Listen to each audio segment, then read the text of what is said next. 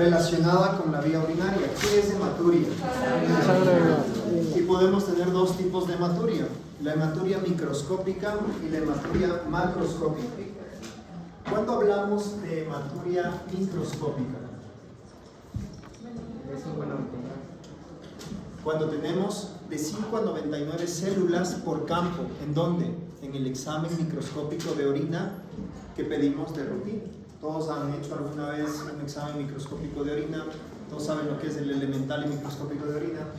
Entonces, ¿qué es lo normal que se espera a veces en un examen de orina? Que tengas hasta 5 células, eritrocitos, hasta 5 eritrocitos por campo. Cuando tienes entre 5 y 100 células por campo, eso no es visible. La orina tiene un color normal. ¿Cuál es el color de la orina? De amarillo transparente en función del grado de hidratación. ¿Sí? Y tenemos una hematuria macroscópica. Y esa es cuando tienes más de 100 células por campo. Y eso ya es visible al ojo humano. ¿Cuántas gotas tiene un cc? 20 gotas. Un cc es capaz de pintar de rojo 500 cc de orina. ¿Ok?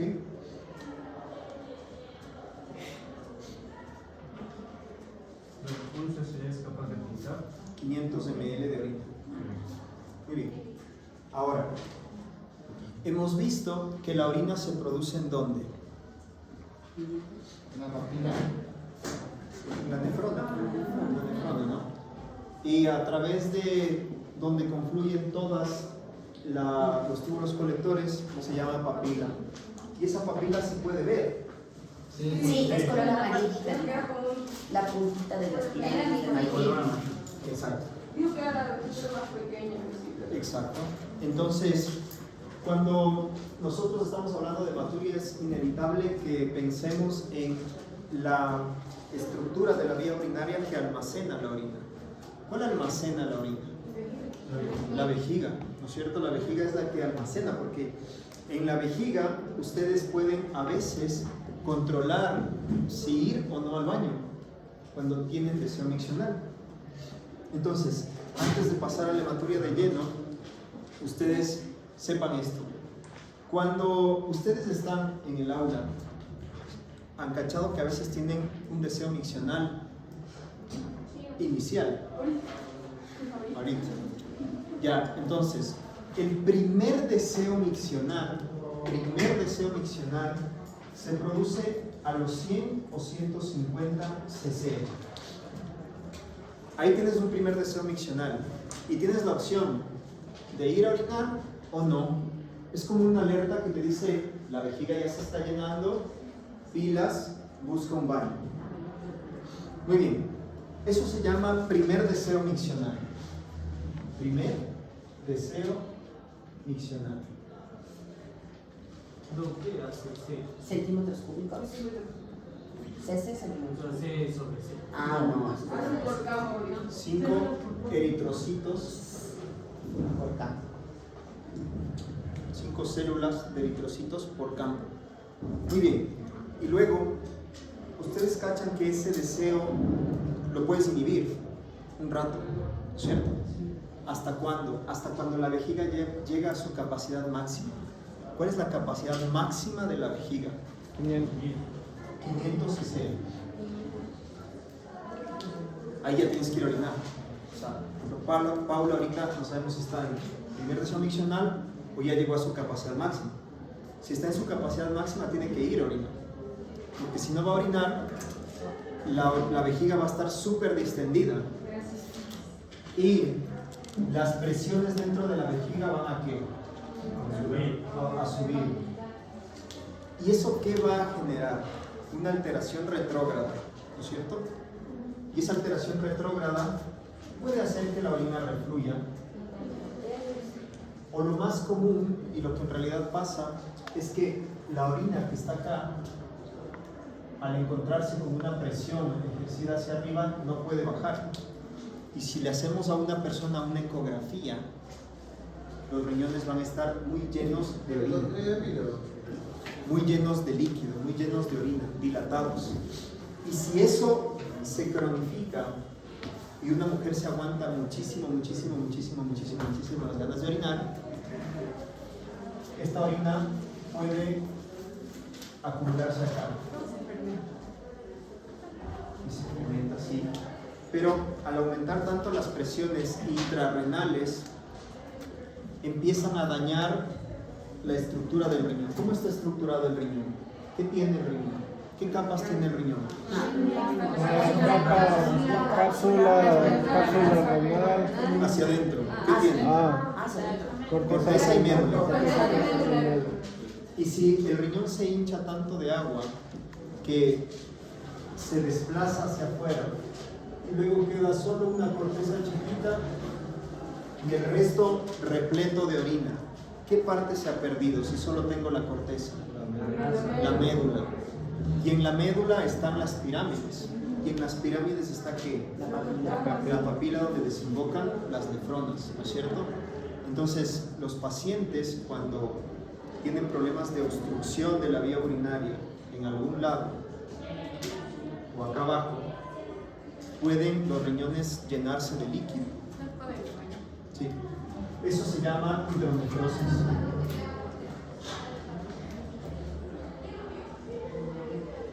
Y los riñones obviamente dejan de producir orina y te puede dar una insuficiencia renal.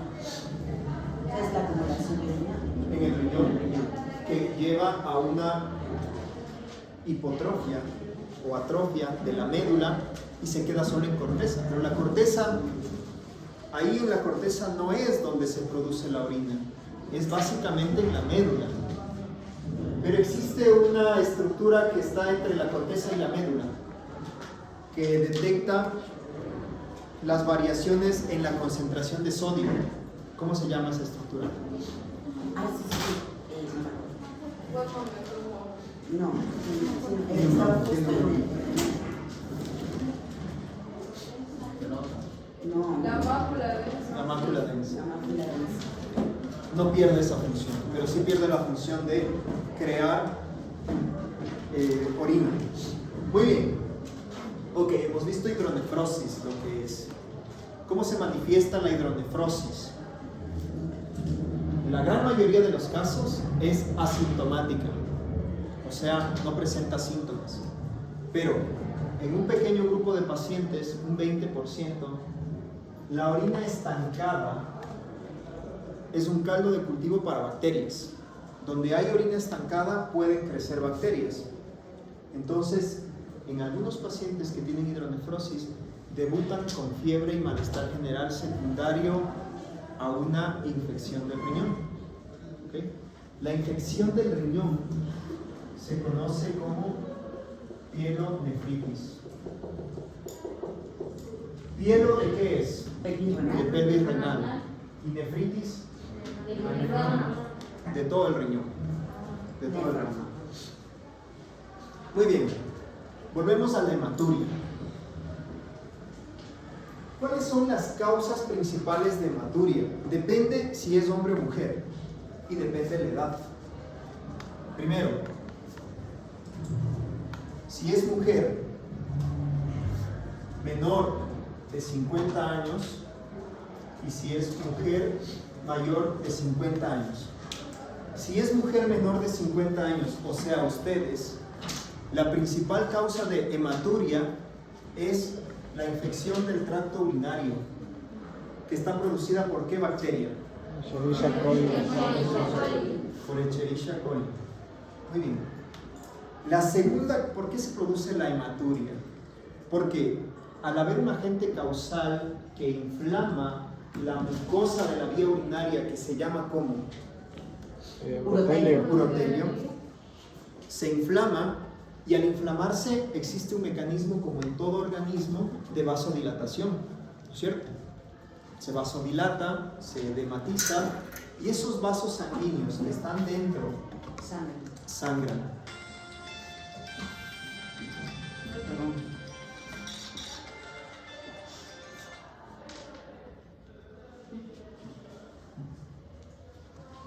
Entonces, estos vasos sanguíneos sangran en mujeres, ¿no? Segunda causa de infección del tracto urinario en mujeres menores de 50 años.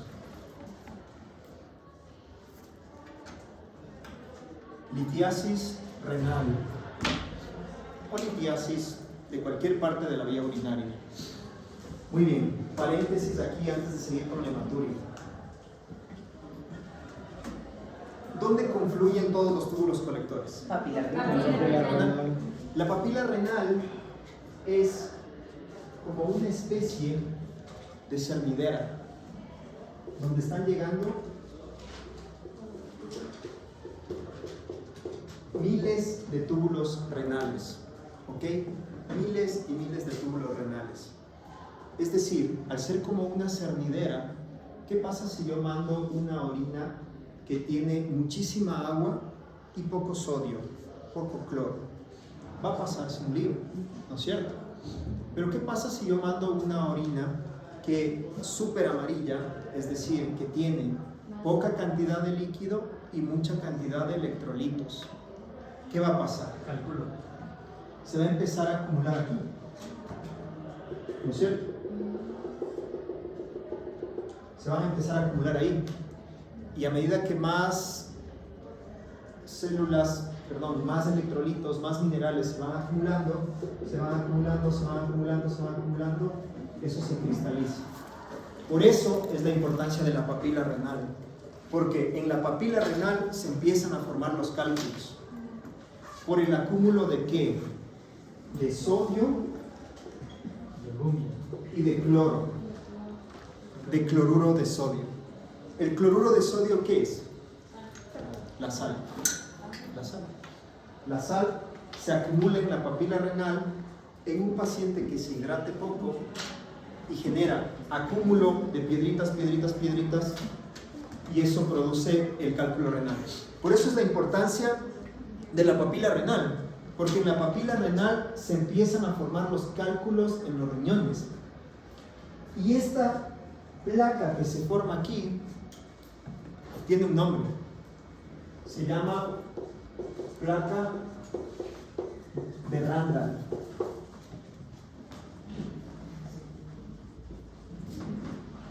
Placa de Randall. Entonces, ¿cuál es la estructura que da origen a los cálculos renales? La papila renal. No. La estructura donde se empiezan a formar los cálculos renales es la papila renal. La estructura que da lugar a la formación de cálculos es la placa de Randall. Placa de Randall. ¿Ok? Esa es la importancia. Por eso, cuando a veces nosotros entramos con una cámara al riñón y llegamos arriba a los cálices y vemos la placa y vemos la papila renal, esta se tiene que ver como un punto amarillo. Y si a ese punto amarillo le ves negro o más blanco, significa que se está empezando a formar un cálculo. La recomendación: mayor hidratación y menos consumo de sal. El calcio no tiene absolutamente nada que ver en la formación de cálculos. ¿Ok? Una pregunta, ¿tiene alguna diferencia si se ve blanco o se ve negro? No, significa que se está empezando a cristalizar ya ahí minerales y que se va a empezar a formar ahí ya un cálculo. ¿Ok? Muy bien. Y ese cálculo que ya se ha formado en la papila renal puede quedarse aquí. Y ese es un cálculo que se encuentra en el cáliz, ¿no es cierto? Recuerdan que habían cálices menores y mayores. Y los cálices mayores tenemos un cáliz superior, un cáliz medio y un cáliz inferior. Tres. En un lado y en el otro. Los mayores. Los menores son 12, de 8 a 12. Los mayores pueden ser de 2 a 3. Y hay normalmente un cáliz superior, un cáliz medio y un cáliz inferior. Ahora, ¿qué pasa si ese cálculo cae acá? Construcción. Construcción. obstruye y empieza el cólico nefrítico. Ah, ¿Ok? Cuando obstruye, empieza el cólico nefrítico. Que ustedes recuerdan cuál era la forma en la que se presentaba y se irradiaba. Zona lumbar, hacia el flanco, hacia la zona inguinal, hacia el pliegue inguinal, la parte interna del muslo, el hemiescroto. Cuando cae el cálculo a la vía urinaria, se queda atrapado y produce el dolor. Y normalmente se queda atrapado ¿en dónde? En cualquiera de las 3 estrecheces fisiológicas que tiene el uréter. La unión pielo-ureteral, El recluzamiento de las ilíacas. y la unión uretero-vesical. En cualquiera de esos sitios se queda atrapado. Pero el cálculo no es una piedrita bonita, redondita, lisita. Normalmente el cálculo tiene espículas. Y cuando el cálculo cae, el uréter, recuerdan que tenía movimientos peristálticos, intenta expulsarlo. Y en su afán de expulsarlo, se lastima la vía urinaria y empieza a sangrar. O sea, literalmente corta. Lo corta, literalmente. Y por eso se produce la hematuria en la litesis renal. ¿Okay?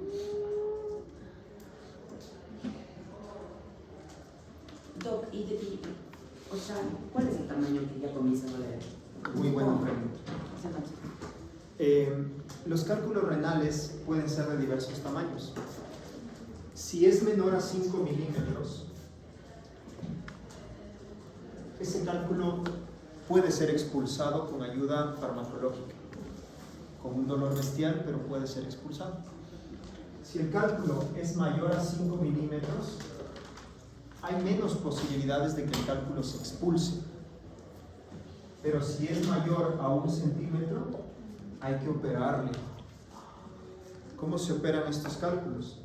Hay que entrar por la vía urinaria baja, acceder al meato, ascender con una cámara, localizar el cálculo, pulverizar con láser y con unas microcanastillas retirarlo. Esa es la cirugía que se hace. Bien, buena pregunta. El tamaño se sabe solo a través de un examen que es 100% efectivo para diagnosticar cálculos. Y es la tomografía. ¿No si era mayor a 5 milímetros? Menos probabilidad de que el cálculo sea expulsado.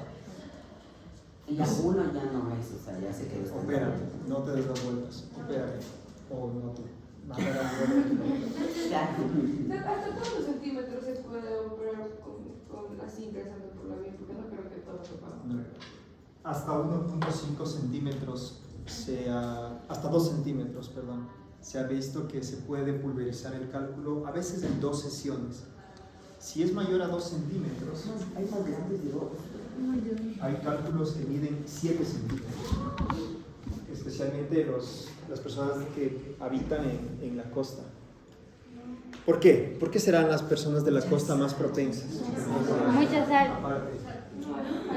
Aparte de la sal prieta, la deshidratación por el clima. Deshidratación más alto contenido de sal. Perfecto. Es perfecto para cálculos. Por eso allá en la costa se opera cálculos a cada rato. O sea, la Paula de ley tiene algún familiar con cálculos. ¿Y de qué depende el tamaño de la sal? Depende del tamaño de cuánto tiempo ha evolucionado la enfermedad. Puede seguir diciendo. Puede seguir creciendo. O sea, nosotros en el hospital hemos operado pacientes cuyos cálculos son de este tamaño. Eso se llaman cálculos coraliformes porque tienen la forma de un coral. Y a esos cálculos ya no se les puede operar por vía urinaria baja. A esos cálculos hay que hacer una cirugía renal percutánea. A través de la zona lumbar se introduce una aguja que llega al riñón. Se dilata un trayecto de más o menos 1.2 centímetros y por ahí se introduce una cámara, un nefroscopio. Por ahí una fibra láser y se lo pulveriza en varias sesiones a veces. Y cuando es muy grande, un cirujano está así y otro cirujano está por abajo destruyendo la otra parte. Con el láser, ¿no? Con el láser. Más de 2 centímetros ya se hace eso. Más de 2 centímetros, si está ubicado acá arriba, se hace esto. Ya. Si está ubicado en el uréter, laparoscopia. O sea, a través de pinzas laparoscópicas, se entra, se ubica el psoas, el músculo psoas. Arriba del psoas está el cálculo. Se abre el uréter con un bisturí laparoscópico. Se saca el cálculo, se sutura y ya. Eso igual no había la parte que hacían. Les abrimos. O sea, hacían una incisión, buscaban el uréter y lo sacaban. Yo vi el cálculo de allá arriba, ¿cómo es lo que se llama? Coraliforme. Coraliforme. Entonces, ¿qué cálculo produce síntomas? ¿Un cálculo coraliforme o un cálculo de 1 centímetro? ¿Por qué? Porque tiene la capacidad de moverse. Y lo que genera dolor es el movimiento. Lo que genera hematuria es el movimiento. El cálculo coraliforme Está ahí, no se paralítico. siente. No se siente. Pero no obstruye algo. Totalmente. La vía urinaria. Entonces los pacientes, ¿cómo descubres que tienen un cálculo coraliforme? Porque llegan con No una pueden sepsis urinaria tremenda. Una infección generalizada por toda la sangre. Le haces una tomografía y ves, la causa estaba acá, en el cálculo coraliforme. Y eso Le dice, señora, ¿y usted le dijeron que tenía cálculos? Sí, hace 15 años. ¿Qué hizo? Me tomé agua de Chancapiedra. Pensé que ya me pasó. Una pregunta. Usted dijo que ya al momento de pulverizar el cálculo se lo retiraba con una canastilla. Y en caso de no retirarlo completamente puede pasar algo contrapesado. Claro. Cuando antes se realizaba una cirugía que desde afuera, sin ingresar al cuerpo, todavía se hace. Se pulverizaban los cálculos, se fragmentaban y luego se esperaba que esos pedacitos vayan cayendo y se vayan botando. Pero a veces esos pedacitos desgraciados se iban quedando acá, atascados, y ya tenías un cálculo conformado. Tenías un cálculo más delgado, pero en todo el uréter. Por eso ya se ha dejado de hacer, se llama litotripsia extracorpórea. Y ese cálculo en la tomografía se ve negro. No, se ve blanco como hueso. El hueso en la tomografía se ve blanco y el cálculo se ve blanco porque tiene cloruro de sodio, calcio, oxalato de calcio, un montón de cosas. Muy bien, segunda causa entonces que quería que sepan, la litiasis renal genera hematuria por eso, porque lastima la vía urinaria y produce eso. En mujeres mayores de 50 años hay la principal, y con esta quiero que se queden, hematuria macroscópica en mujeres mayores de 40 años, cáncer hasta que se demuestre lo contrario. 50 o 40. 50 años. Hematuria macroscópica recurrente, o sea que se ha presentado una y varias veces. Que se ha presentado varias veces. Hematuria macroscópica recurrente en mujeres mayores de 50 años, cáncer hasta que se demuestre lo contrario. Si es recurrente. ¿Y cáncer o no? A la vejiga. Bien, buena pregunta. Que se ha presentado más de una vez. O sea, que se ha presentado más de una vez. 3 Eso es veces en el recurrente. año. Mayores de 50 años. Ya No, digo. entonces en menores solo nos quedamos con esas dos. Y en mayores Quédense con eso. Si es un solo episodio de infección de vías urinarias, si es un solo episodio de hematuria, ya no, pues, estoy diciendo que es recurrente. Si es un solo episodio, Y tú, politiasis. No, pero recurrente se podría decir como que cuántas veces al año. no, ahí no incluye el número de veces, solo si se ha presentado más de una vez. Pero si ya tiene dos, ya se puede pensar. De 2 Sí. en adelante ya. Y si no importa la distancia, digamos que tú haces 2 años, o sea, tú haces 2 años una hematuria, una hematuria. No importa. Y igual es Si ha correcto. sangrado más de una vez, ¿qué hay que hacer? hacerle una cistoscopía. ¿Qué es una cistoscopía? Entrar con una cámara a la vejiga y ver toda la vejiga. Pero no puede haber un tipo de cáncer en la vejiga. No, perdón, es que una mujer de 50, mayor a 50 años que tenga hematuria macroscópica recurrente es cáncer de vejiga. Ah, de vejiga exactamente. De vejiga exactamente. Blancoplaquia. Era lo que se veía en... No hemos hablado de eso. Si es menor de 50 años y tiene hematurias recurrentes, lo más probable es que tenga itus a repetición. No, y así como tiene la repetición también puede tener litiasis renal. También. Pero como son- Pero no importa, porque estas no te matan rápido. En cambio, el cáncer de vejiga sí. Por eso es importante descubrirlo pronto. Porque el cáncer de vejiga es el peor cáncer de la vía urinaria. O sea, es el peor. El peor. Porque el tratamiento en un estadio avanzado es quitarte la vejiga. ¿Y cómo vive ese vejiga? Hay que reconstruir una vejiga con intestino Ah, sí, listo. y dejarlo abocado hacia acá para que el paciente orine por aquí. Hay pacientes que tienen colostomía, ¿no? Colostomías, con las bolsas. En vez de que salgan las heces por ahí, hay que reconstruir una vejiga con ilion, o sea, con la porción terminal del intestino y abocarle por acá. Anastomosar es unir, ¿no? Los uréteres a la neovejiga y esa vejiga queda abocada por acá. Si es que tiene chance de curarse. Caso contrario, el paciente muere desangrado, porque la irrigación de la vejiga es brutal, tiene irrigación directa de las ilíacas internas, entonces mucha sangre pasa por la vejiga, y si hay un tumor, que por lo general el tumor es hipervascularizado, sangran y sangran y sangran y sangran y sangran hasta que se mueren desangrados. Por eso, ¿cuál es la principal causa de cáncer de vejiga? ¿Cuál es? Una hematuria. No. Papiloma. Ay, ¿en serio? El tabaco. Wow. El cigarrillo. Ahora ya se está investigando.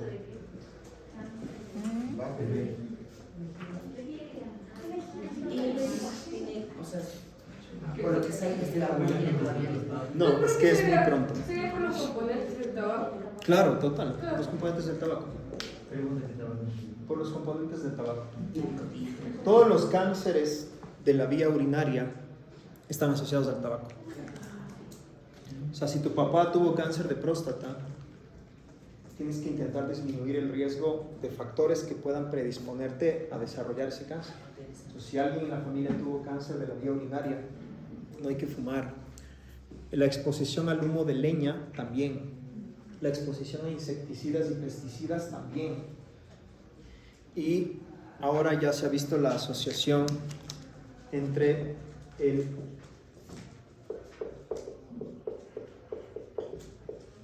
aspartame y el cáncer de vejiga.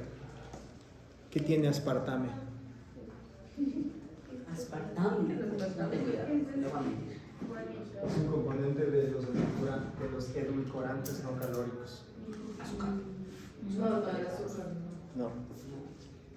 La coca light, la coca cero. Es la esplenda. Ah, las cosas light. Los sobrecitos de colores. Sí.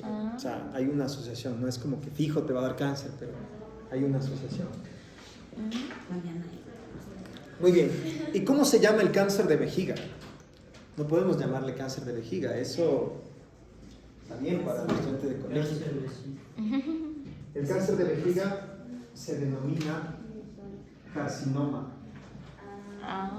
¿Cómo se llama el epitelio de la vejiga? Urotelio. Carcinoma Urotelial. urotelial. Muy bien.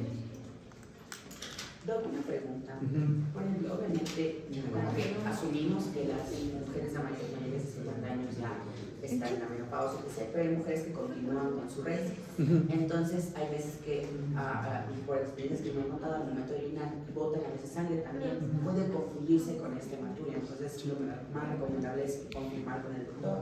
Y con la cistoscopía. Cistoscopía. Primero confirmar si el sangrado viene de la vía del útero o sea, del cuello de la vejiga, del cuello del útero, o si viene de la vejiga, propiamente dicho, o sea, de la vía urinaria.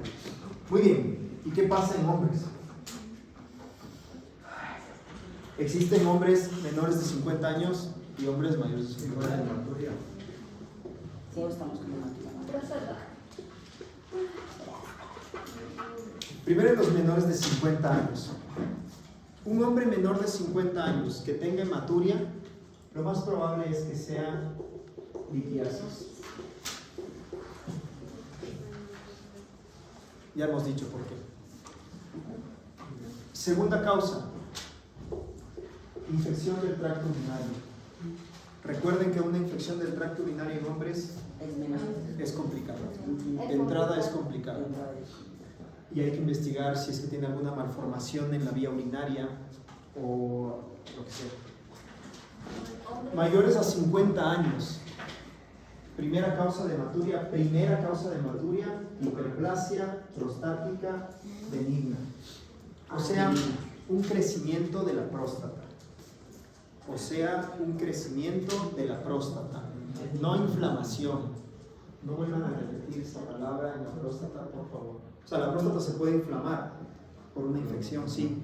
Eso es prostatitis, pero la próstata grande, la que crece normal, al 60% de hombres de todo el mundo, es hiperplasia prostática benigna. Es un crecimiento de próstata. Por acción de la testosterona. ¿Por qué cosa? Por acción de la testosterona. ¿Y qué no identifica? Perdón. No confundir hiperplasia con inflamación. Segunda causa de hematuria en hombres mayores de 50 años.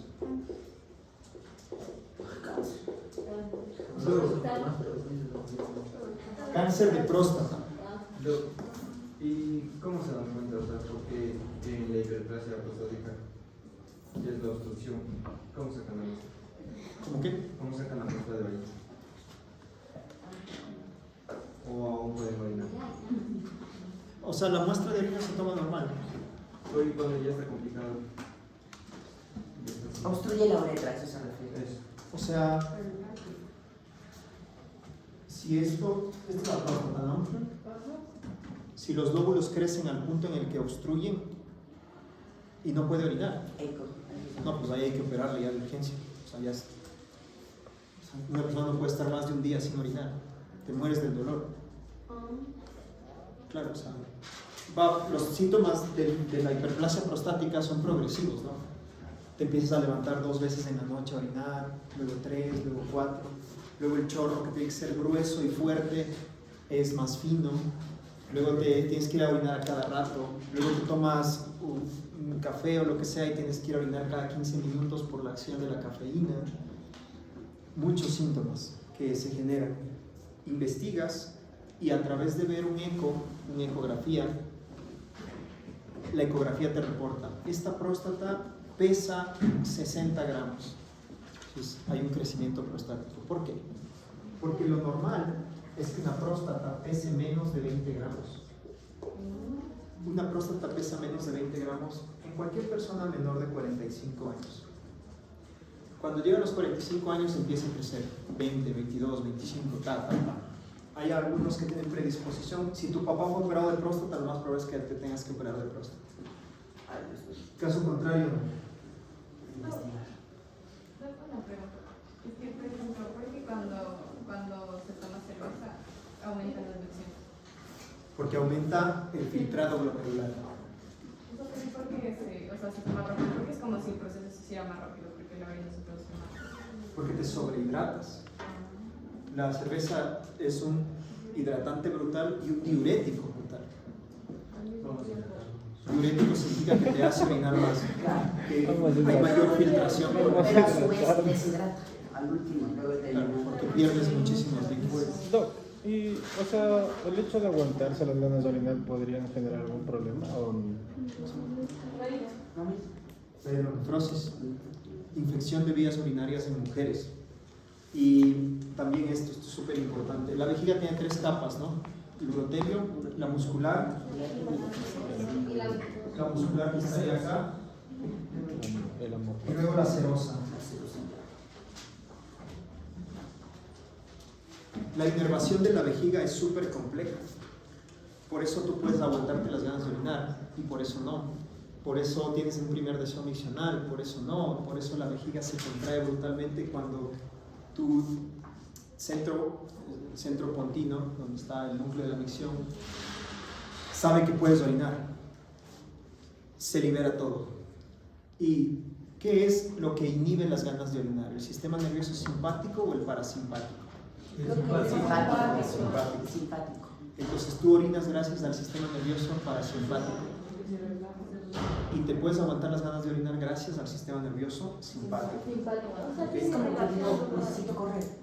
Exacto. O sea, si es que alguien, o sea, si Paula va a Machala y le intentan robar, es más probable, tiene que salir corriendo. Y a ese momento no va a decir, no, pero primero tengo que hacer pipí. No, se inhibe completamente el reflejo de la micción. Pero hay personas que se Claro, totalmente. interesante. Muy bien, entonces, ¿qué pasa?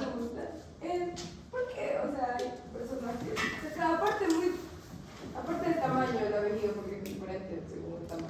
¿Por qué? Porque tienen capacidad como de aguantar más de 3 minutos. Eso iba. Ah, ya. Eso es adaptativo, porque la vejiga tiene un músculo, ¿no es cierto? Y entre el músculo discurren los nervios que inervan a la vejiga, que provienen de un núcleo que está en la columna, en la médula, se llama el núcleo de Bono, eso no hace falta que lo sepan. Pero proviene de allá, de la médula, todos los nervios. Cuando la vejiga se distiende full, cachan que podría comprimir a esas fibras nerviosas, a esos ramilletes nerviosos que están entre las capas musculares, y se distiende, y se distiende, y se distiende. Como es un músculo, tiene la capacidad de ir elongándose, ¿no es cierto? Tiene la capacidad de ir haciéndose cada vez más grande. Pero eso trae consigo que esas pequeñas fibras nerviosas se vayan dañando poco a poco. Y al principio, una mujer, es más común en las mujeres que se aguantan las ganas de orinar, tienen un proceso de vejiga hiperactiva, o sea, tienen ganas de ir al baño a cada rato, cuando ya hay un daño de vejiga. Tienen la necesidad de ir a cada rato al baño. Si eso progresa, esas fibras se dañan. Y en lugar de tener muchísimas ganas de ir al baño, y esto ya pasa en viejitas, cuando ya han pasado muchos años, o sea, la vejiga da chance muchísimos años, y se dañan, y ya no tienes hiperactividad, lo que tienes es hipoactividad. Y hay viejitas que ya no pueden orinar, tienen la vejiga quieta, muy débil, y orinan por rebosamiento, y tienen capacidades vesicales de 800, 1000 cc, 1200 cc. Ajá. Muy bien. Entonces, el cáncer de próstata. Para solamente rápido, cuando crece la próstata, el crecimiento de la próstata trae consigo la hiperplasia de las células, o sea, el aumento del número de células, pero también trae consigo vasodilatación, aumento del diámetro de los vasos sanguíneos que se encuentran en la próstata. Y como la próstata está grande y hay una obstrucción que no deja salir la orina, la vejiga tendrá que hacer mayor o menor esfuerzo. Mucho esfuerzo. Mayor. Y ese esfuerzo brutal a veces puede lastimar estos vasos sanguíneos y sangrar. Y el resultado es la hematuria. ¿Okay? Lo mismo con el cáncer de próstata. Pero el cáncer de próstata no necesariamente significa que la próstata ha crecido. Puedes tener una próstata de 10 gramos y ahí puede haber un cáncer de próstata. Pero esa pequeña porción de cáncer es hipervascularizada y por eso también puede sangrar. ¿Qué es importante de esto para que lo sepan por cultura general? Que el cáncer de próstata es hereditario. Y si alguien en tu familia tuvo cáncer de próstata, tus controles prostáticos los tienes que empezar a hacer a los 40 años. Y si no ha habido cáncer de próstata, el control empieza a los 45 años. ¿Okay? ¿Y qué se hace en el control del cáncer de próstata? O en el control para detección oportuna del cáncer de próstata.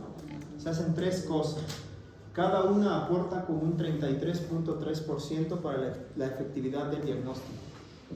Primero, un eco, 33% de aporte para identificar. Segundo, un PSA, ¿Qué significa PSA? Antígeno prostático específico. Antígeno prostático específico. Un eco, ecografía, luego un antígeno prostático específico.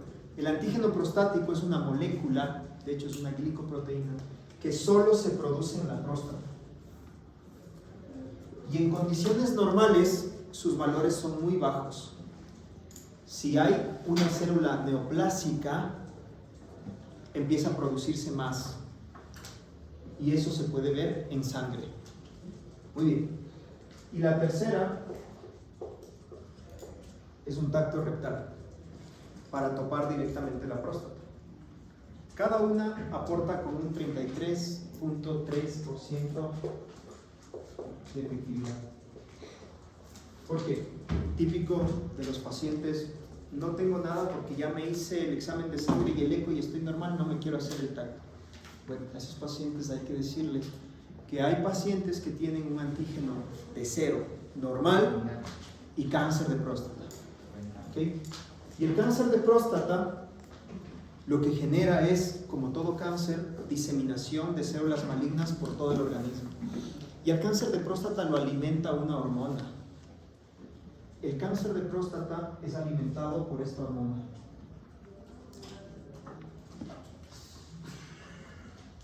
Por la testosterona. Es decir, cuando un paciente tiene cáncer de próstata, a quien ya no hay cómo curarle con una cirugía, hay que por lo menos quitarle el alimento del cáncer de próstata, para que ese cáncer que está yendo a 100 kilómetros por hora hasta que se muere el paciente, bajarle a 10 kilómetros por hora. ¿Y cómo se le quita la testosterona a un paciente? Bloqueadores de testosterona. Y si el paciente no tiene $300 mensuales para ponerse los bloqueadores, se le quitan los testículos. Bueno. Se le sacan los testículos. Y una pregunta, si digamos el cáncer o sea, se vio en etapas iniciales, pero digamos, no estoy seguro cómo es el tratamiento y se quiere realizar una extirpación total, ¿se puede vivir sin próstata? Sí, ¿O hay algún tipo a eso iba. de secuela? Al cáncer tú lo puedes diagnosticar en un estadio localizado, o sea aquí o acá. Ese cáncer, eso se puede topar con el dedo, ¿eh? Una próstata normal o crecida se topa como la eminencia tenar, y una próstata con cáncer se topa como un nudillo. Si dentro de la próstata topas un nudillo, eso es cáncer. Ya hay que mandarle a hacer biopsia y ver en qué estadio está. Ya, no hay más que hacer. Si ese cáncer aquí está dentro de la próstata, ¿no es cierto? ¿Sí o no? Si yo, a través de una cirugía muy completa, por cierto, quito todo, ¿se quitó o no se quitó el cáncer? ¿Sí? Sí. Luego, ¿qué hago? Anastomosar la uretra con la vejiga. Y ya. O sea, ves y ya. Súper. No, y si les eliminan otra parte del cuerpo. Sí. Si tú le haces a un paciente un examen y ves que ese cáncer ya está en el pulmón, ya está. O sea, a ese paciente ya no hay cómo curarlo. Hay que empezar tratamiento paliativo, o sea, para que la enfermedad progrese lo más lento posible y que el señor se muera luego de 8 años y no luego de 2. Eso es lo que hay que hacer. Pero, ¿qué pasa si el cáncer tú lo tienes aquí? Está localizado. Y si ya sabes que está en los huesos y tal, ya, o sea, eso no hay más. Pero hay veces en las que existen microscópicamente acá.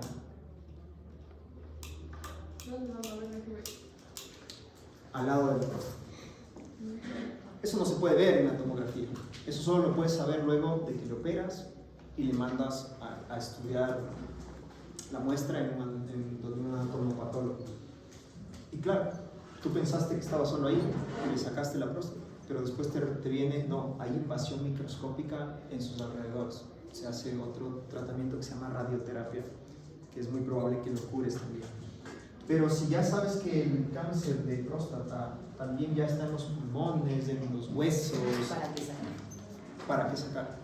Ahora ya se está viendo que si sacas la sobrevida mejora, pero por lo general ya no se saca, se deja ahí se da quimioterapia o se dan bloqueadores, mejor dicho, bloqueadores que lo que hacen es inhibir la acción de la testosterona acá, porque quien alimenta el cáncer es la testosterona. Si tú inhibes la testosterona, el cáncer deja de avanzar tan rápido, pero así inhibas la testosterona sacándole los testículos o con bloqueadores, el cáncer de próstata tiene la capacidad de luego de 5 años el mismo cáncer autogenerarse testosterona para sobrevivir. Oye, qué malo. Ay, ¿qué dijo? ¿Qué se hace ahí? Pasar a una segunda línea de tratamiento, a un medicamento más fuerte. Pero ese medicamento cuesta 1.500 al mes. La mensalvitamina. Por eso, ¿qué hay que hacer? Detectar el cáncer cuando está temprano. Oportuno. Actúa en el hombre en muchas situaciones, en la mayoría. Es decir, un inhibidor va a tener consecuencias. Totalmente. ¿Cuál es la principal consecuencia de bloquear la testosterona en hombres? Afectación hepática, daño cardiovascular y osteoporosis con riesgo de fracturas. Y obviamente toda es una llamarada que tienen como una mujer que tiene menopausia. Le anulas las hormonas, le anulas la hormona que naturalmente tiene el hombre. No, entonces las personas que son transexuales se hacen la operación para quitarse el miembro masculino y se inyectan estrógenos, o sea, tienen todas estas... Sí, o sea, si se tiene predisposición, sí, pero cuando se anula la testosterona desde muy temprana edad, el riesgo de hepatopatía, riesgo cardiovascular, osteoporosis aumenta. Si no le quitaron la próstata, no significa que no va a desarrollar. O sea, nosotros hemos operado pacientes de 60 años que hicieron la cirugía trans y con próstata. Entonces es súper difícil, porque la uretra, como ya queda solo una porción, es complicado ingresar y si es un crecimiento prostático, de eso sí hay bastante. ¿Sí? Si es un crecimiento prostático, se reseca y ya. Es más complejo, pero se puede hacer. Pues si es un cáncer de próstata, como la paciente que fue hace unos 5 años. Ese paciente fue muy complejo, o sea, socialmente también, porque no quería que su entorno se entere que no era mujer. O sea, a ver, sí, o sea, que antes era hombre. O sea, no quería que se entere, pero estaba en urología y su diagnóstico era cáncer de próstata. O sea, era muy difícil eso, entonces fue un tema muy complejo. Aparte quería estar en la sala de mujeres, las mujeres se sentían muy bien. Entonces, el bloquear la testosterona, si no tienes patología prostática, te va a generar complicaciones graves. Si tienes patología prostática y bloqueas la testosterona, también. Por eso los pacientes que tienen cáncer de próstata y han sido extirpados los testículos, hay que seguirles de cerca, porque muchos de ellos se pueden fracturar. Además, la mayoría son viejitos. Y para detectar el cáncer de próstata, ¿cuántos de esos 3 tienen que tener? O con que ya tenga uno se basta. No, o sea, si el tracto rectal, tú topas un nódulo, ya está. Hay que mandar al urólogo, o sea, o hay que hacer una biopsia ya para ver en qué estadio está. Lo más probable es que tenga cáncer. Si el PSA total está por arriba de 4, hay que vigilar. Si el PSA total está por arriba de 20, cáncer. En el eco lo que se ve, eso ya es los urólogos, lo utilizamos con más experticia, intentar identificar zonas, nódulos hipoecogénicos, que eso ya, quédense con que es un eco, que es un PSA total, y quédense con que el tracto rectal, que cada una de esas 3 aporta un porcentaje especial. ¿Por qué? Porque si el PSA total es hasta 4, hay pacientes que tienen 0,2 de PSA y un tacto rectal con un nódulo. Entonces si el paciente se quedaba, no, es que ya tengo el examen de sangre normal, ya no pasa nada. Por eso es que a veces detectamos tardíamente el cáncer de próstata. ¿Es necesario hacer los 3 entonces siempre? Siempre. Siempre. No, pero sí, o sea, por ejemplo, sí es súper complicado este tipo de cosas por el tacto rectal, porque entendemos que socialmente el hombre como que se siente como que... Sí, creo que ahora ya no. Eso ya no. O sea, ahora te puedo decir, desde que acabé mi O sea, desde que estoy haciendo urología, no sé, me invento haber visto en mi posgrado y tal, qué sé yo, unas 2.000 personas. Unas 2.000, 3.000 personas. Recuerdo unos 3 o 4 que no hayan querido. O sea, no, ni avalan. O sea, me puedo morir, pero no. O sea, ahí tienes que explicarle, no hay lío. O sea, no quieren, o sea, paciente tal. Igual cuando ha pasado esto, o sea, el señor tiene cáncer de próstata, ya no está en un estadio curable, tiene que ponerse este medicamento. No, ni fregando, no tengo plata, entonces hay que retirarle los testículos. Ni avala, eso sí, ni avala. Claro, el desenlace normal es que luego de un año tenga ya metástasis y dolores brutales. Entonces, el paciente ni avala, regresa luego de un año. Por favor, sáquenme los testículos. Es una orquiectomía, pero claro, ya varía, depende del estadio. Entonces, esa es la importancia. Eso con respecto a la hematuria. No quiero que sepan nada más de la hematuria. Eso nomás. Estas 4 consignas. Preguntas. Doc, ¿cómo se llama cuando hay la extirpación de los testículos? Disculpa. Orquiectomía. O castración, que es un término muy genérico, pero orquiectomía. He escuchado de la castración química. ¿Cómo funciona? Lo mismo, pero con los medicamentos que te dije. ¿Y es necesario sacar los testículos? No, solo es química, es con bloqueadores. Es con bloqueadores químicos, que tienen un altísimo riesgo de hepatotoxicidad, sí, pero es con bloqueadores. ¿Cómo actúan? Bloqueando a nivel central, hay unos que actúan a nivel central bloqueando la GnRH, que es la que estimula, y la otra hay testosterona, pero ese medicamento se une a los receptores de la testosterona, entonces no deja que la testosterona se pegue ahí.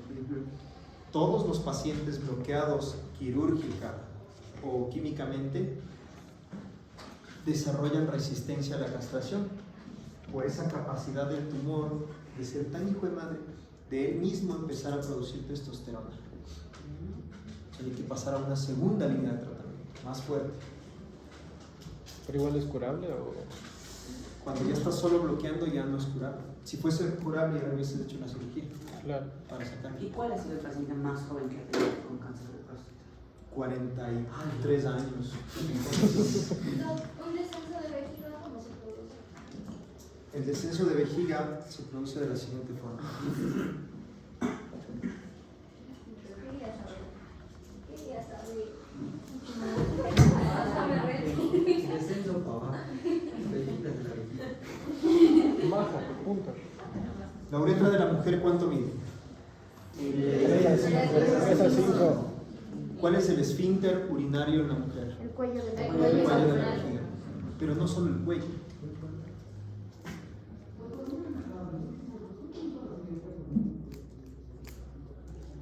Tiene fibras de un músculo que la rodean, que cuando la mujer necesita aguantarse las ganas de orinar, se contraen y colapsan la uretra. ¿Ok? Eso, sumado a la fuerza que hace el cuello de estar cerrado, es lo que da la continencia a las mujeres.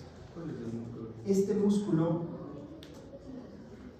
se llama transverso profundo del perineo. Ese músculo se llama músculo transverso profundo del perineo. Cuando una mujer tiene un embarazo, 2, tal, o sea, ese músculo se debilita, ¿no es cierto? Y ese músculo, que es como una maca,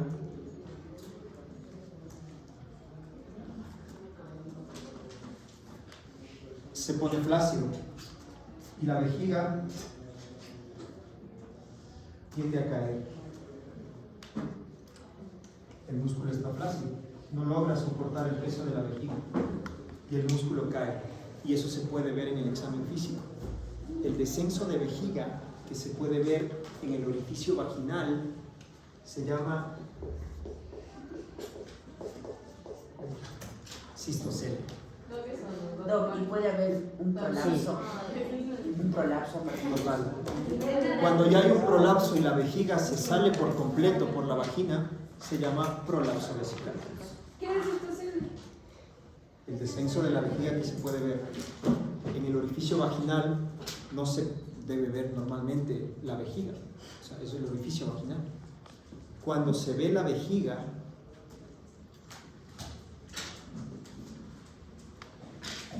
o sea,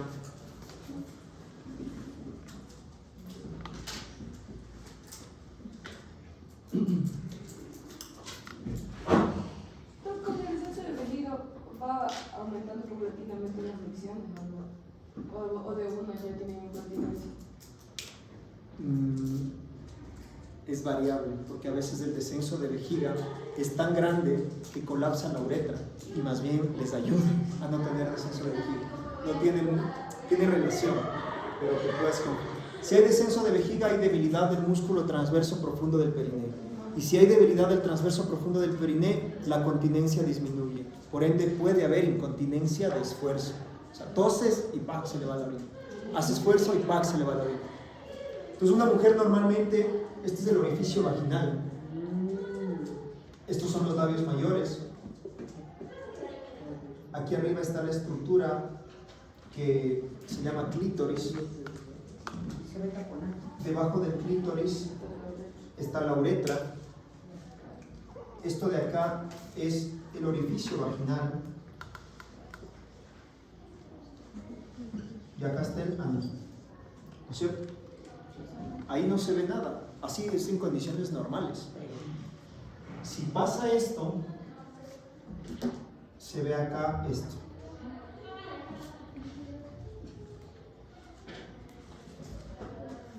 El piso de la vejiga se puede ver.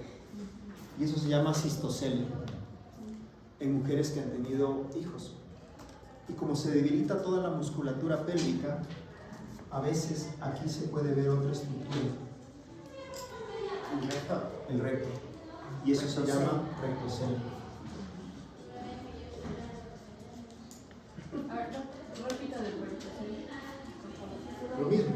O sea, es como que decir el Una pregunta. Por el descenso que hay de la vejiga, ¿no aumenta la cantidad que se almacena? Sí. ¿Verdad? Mínima, pero sí. ¿Qué hay que hacer? Una cirugía correctiva que levante la vejiga,